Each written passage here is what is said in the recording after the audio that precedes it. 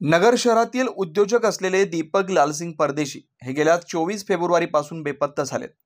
बोलेगाव गावठाण मराठी शाळा परिसरातून 24 फेब्रुवारी रोजी दुपारी 3 वाजता ते घरातून गेल्यानंतर त्यांचा पुढील कोणताही तपास लागलेला नाही। याबाबत तोफखाना पोलीस स्टेशनमध्ये दीपक लालसिंग परदेशी हे हरवले असल्याची तक्रार त्यांच्या कुटुंबियांनी दिली।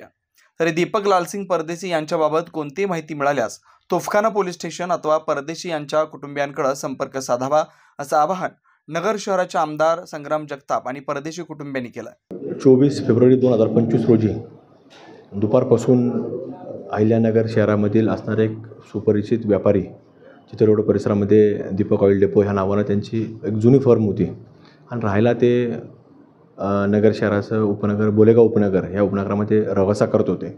दुपारपासून ते अचानक कुठेतरी गायब झाले आणि म्हणून दुसऱ्या दिवशी पोलीस स्टेशनमध्ये मिसिंगची कंप्लेंट देखील तोफखाना पोलीस स्टेशनमध्ये दाखल करण्यात आली, पण अद्यापपर्यंत त्यांचा कुठलाही तपास हा लागलेला नाही। आणि त्यामुळं आज कुठेतरी आम्ही प्रसारमाध्यमांच्या माध्यमातून विनंती करतो की आपल्यापर्यंत दीपक शेठ परदेशी यांच्या बाबतीमधली कुठली माहिती मिळाली किंवा त्यांचा फोटो देखील सोशल मीडियाच्या माध्यमातून व्हायरल केला जात आहे, तर आपल्यापर्यंत जरी माहिती आली, ती व्यक्ती जर आपण 24 फेब्रुवारीनंतर कुठं जर आपल्याला ती आढळली असेल, कुठेही आपल्याला ती दिसून आली असतील, तर आपण निश्चित आमच्याशी संपर्क साधावा, संबंधित पोलीस स्टेशनशी संपर्क साधावा।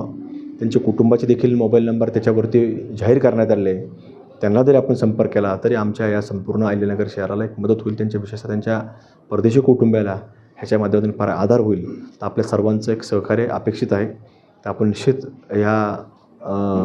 याला कुठेतरी या बातमीला आपण कुठेतरी माहिती म्हणून कुठेतरी आपण त्याचा एक फोटो त्यांचा पाहावा, अशी एक विनंती आपल्या सर्वांना मी करतो।